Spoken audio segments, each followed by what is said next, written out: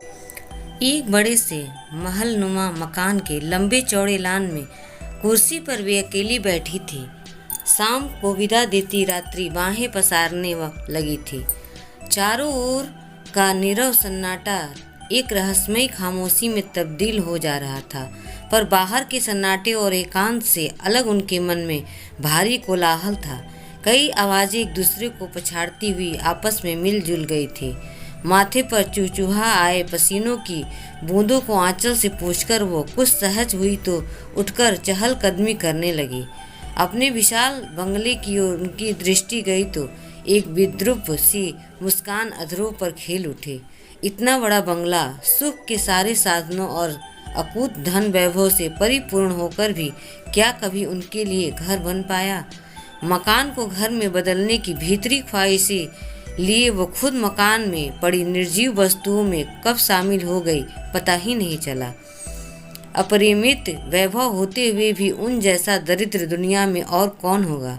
उनकी मुट्ठी तो हमेशा सुख की संपदा के हल्के से स्पर्श को भी तरसती रहती है। जाने कितनी बार उन्होंने छोटे छोटे सुखों को अपनी हथेली में सहेजना चाहा, पर हर बार बड़ा सा आघात लगा है उन्हें। उनकी स्थिति पिंजरे में बंद बुलबुल से कम पीड़ादायक नहीं। दुख से आर्द्र आंखों को फिर आंचल से पोंछकर उन्होंने पलट कर देखा। लंबी चमचमाती मर्सिडीज पोर्टिको में आकर रुक गई थी। उनके पति ने कार का दरवाजा लॉक करते हुए दरबान से पूछा था, मेम साहब कहाँ हैं? जी लॉन में हैं, दरबार ने अदब से उत्तर दिया। वो सहज होने का प्रयास करती हुई वापस कुर्सी पर आकर बैठ गई। पर ये क्या? वो चौंक पड़ी। उनके पति लॉन में न आकर घर के भीतर चले गए थे।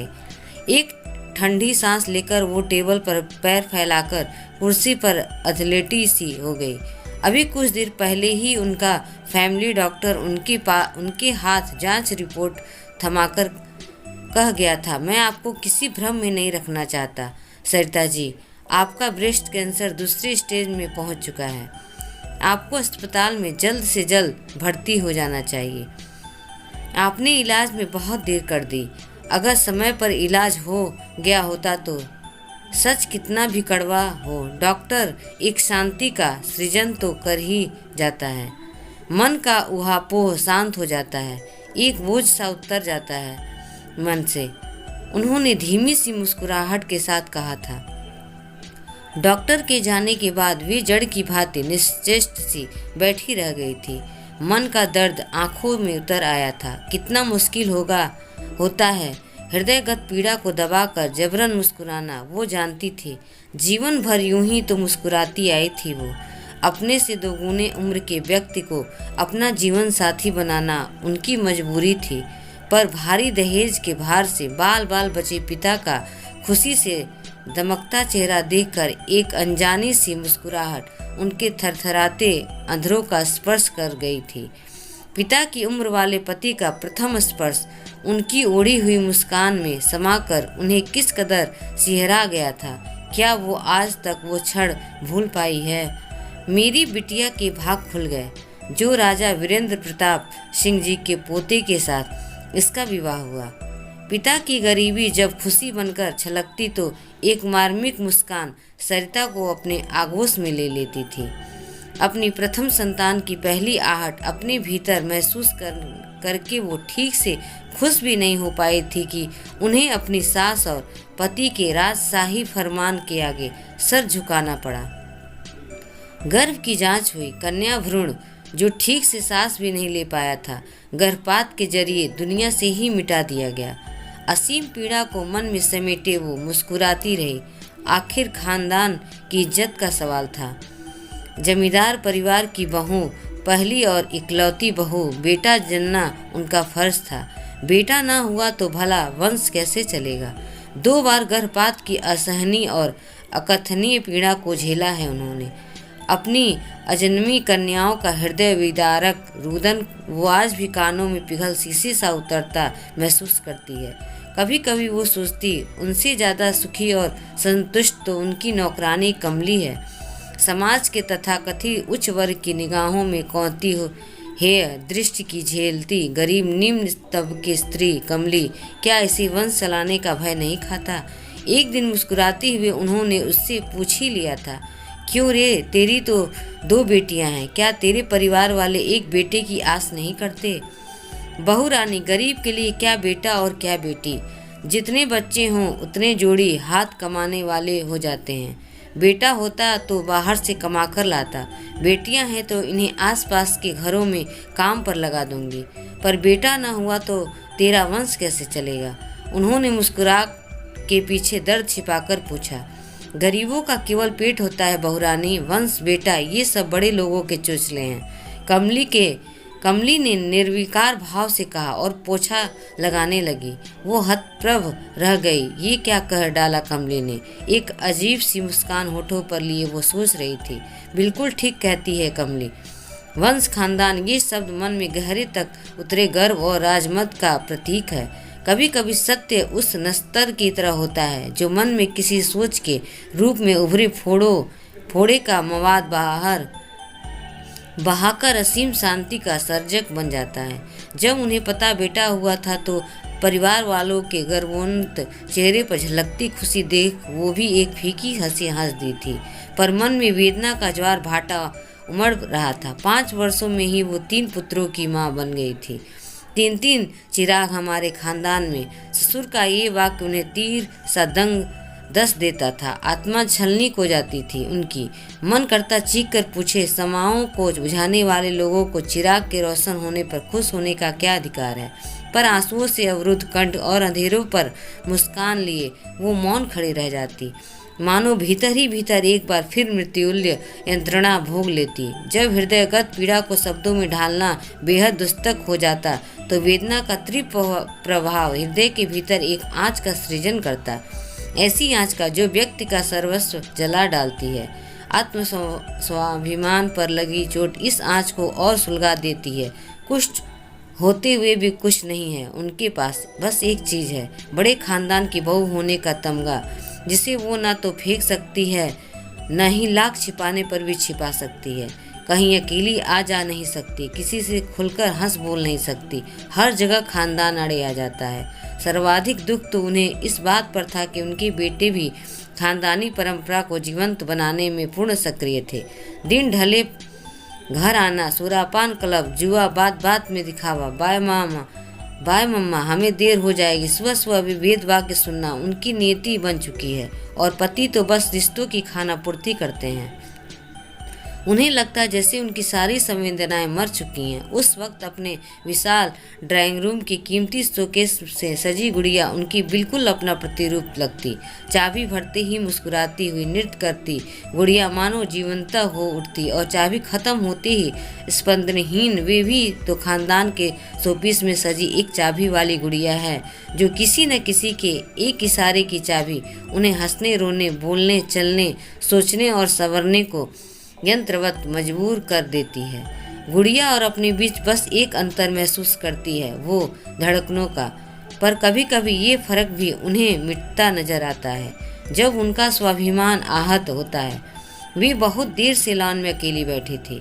विचारों का प्रवाह रह रह कर विगत की ओर मुड़ जाता था। पिता ने कितने प्यार से उनका नाम सरिता रखा था, पर क्या उनका जीवन कभी सरिता के निश्चल, निर्भय, निर्धन और अनवरत प्रभाव के अमतुल्य बन पाया? बचपन से ही मन की अभिलाषाओं और इच्छाओं को मन में ही दबाकर जीती आई थी वो। कितना चाव था उन्हें बचपन से ही लाल रंग के कपड़े, चूड़ियाँ, बिंदी और महावर लगाने का। पर ये इच्छा विषाद परतों में दब गई थी। जब देखो लाल रंग के कपड़े पसंद करती हो, गंवार रूपन इतनी जल्दी कैसे जाएगा? मुझे ये रंग सख्त नापसंद है। तुम नीले और सुनहरे रंग के कपड़े पहनो।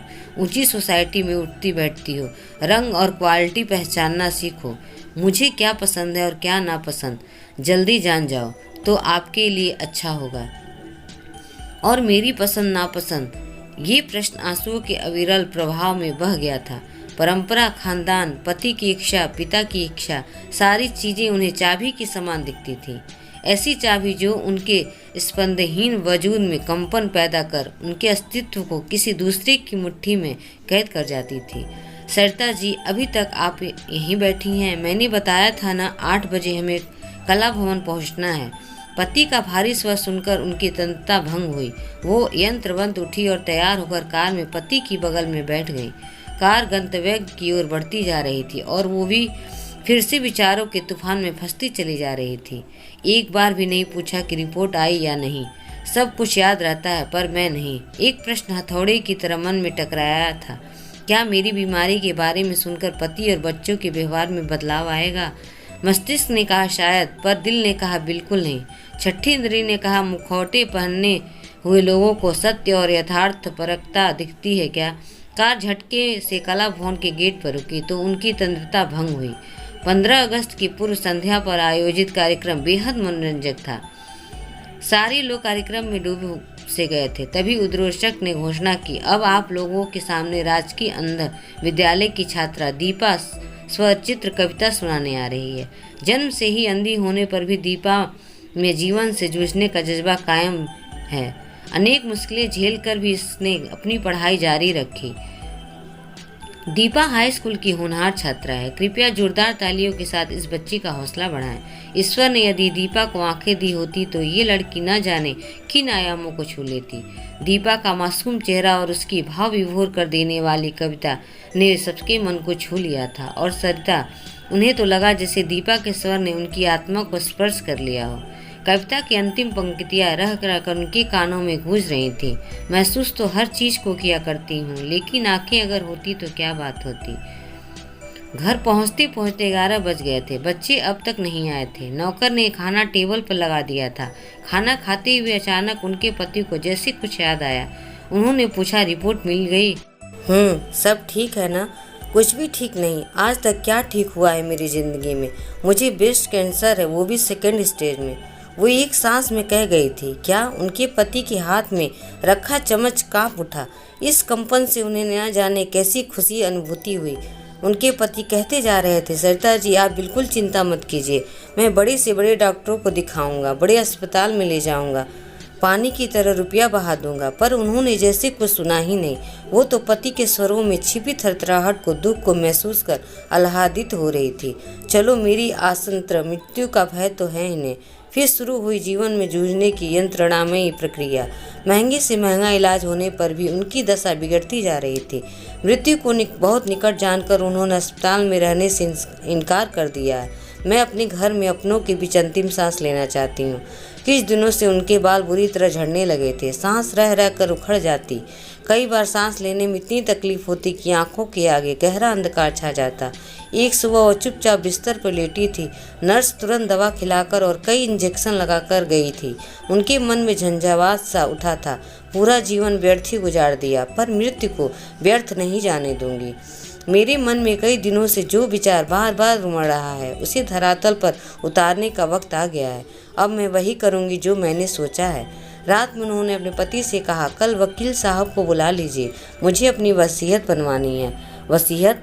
पूरा परिवार आंखों में प्रश्न लिए खड़ा था, पर सारे प्रश्नों को उन्होंने अपने मौन में धरे पर धकेल दिया था। मैं सरिता सिंह, धर्मपत्नी श्री बलदेव प्रसाद सिंह, पूरे होशोहवास में ये निर्णय ले रही हूँ कि मेरी मृत्यु के बाद मेरी आंखें अंध विद्यालय की छात्रा दीपा को दे दी जाए। ऑपरेशन का पूरा खर्च और दीपा की पढ़ाई का खर्च मेरे उन रुपयों से हो जो मेरे नाम विभिन्न बैंकों में जमा हैं। ये आप क्या कह रही हैं? नहीं नहीं, मेरे जीते जी नहीं हो सकता। मृत्यु के बाद हमारे खानदान की बहू के शरीर का अपमान, आंखें निकाल ली जाएंगी। नहीं, मैं उसकी इजाज़त नहीं दूंगा। उनके पति गरज पड़े, पर स्वर में कंपन स्पष्ट था। मैं आपकी अनुमति नहीं मांग रही। भले ही मेरे तन के साथ साथ मेरी भावनाओं, इच्छाओं और आकांक्षाओं पर आपका एक अधिकार रहा हो, लेकिन मेरी आत्मा पर आपका कोई अधिकार नहीं। जीवन में पहली बार उन्होंने पति की बात काटी। एक अनजान लड़की के लिए इतनी ममता क्यों? बड़े बेटे की इस प्रश्न में उन्होंने कहा, वो अनजान नहीं रहेगी, मेरी आंखें होंगी उसके पास। वो बुरी तरह हाँफ उठी थी। वकील के हाथ से वसीयतनामा लेकर उन्होंने हस्ताक्षर कर दिया और निढाल होकर बिस्तर पर लेट गई। पूरा परिवार स्तब्ध था, पर वो खुशी थी। जीवन में शायद पहली बार उन्होंने धरों पर शांति, संतुष्टि और सहजता से उत्प्रोत मुस्कान खेल रही थी। इसी एक मुस्कान के लिए ही तो वह जीवन भर तरसती थी। उनकी सांस बुरी तरह उखड़ने लगी थी। आसन मृत्यु का आभास पाकर वो नजरें घुमाते चारों खड़े लोगों को दृष्टि डाली। पति के चेहरे पर धुंधलाई आंखें गड़ाकर उन्होंने अपने शब्दों से कहा, मैंने जीवन भर चाबी वाली गुड़िया की तरह आपकी हर बात मानी है। मेरी एक इच्छा अंतिम पूरी कर दीजिएगा। मुझे लाल रंग की साड़ी, लाल चूड़ी, लाल बिंदी लगाकर चिता पर चढ़ाइएगा। मेरे पाँव में महावर, हाथों में सांसें उनका दामन छोड़ने लगी थी। परिवार के सदस्यों के धुंधले चेहरों के बीच उनके दीपा का दमकता चेहरा साफ दिख रहा था। दीपा की आंखों में सारी दुनिया समाती चली जा रही थी। धीरे धीरे उनकी आंखों का गहरा अंधेरा होता चला गया। चेहरे पर एक ओजस्वी मुस्कान लिए वे संसार से विदा हो गई। एक नई दुनिया में फिर से देखने की तमन्ना लिए वह जीवन भर खुद को चाबी वाली गुड़िया समझने वाली सरिता ने मृत्यु के अंतिम पलों में उन्मुख निर्वात जीवन का स्पंदन भली भांति महसूस कर लिया था।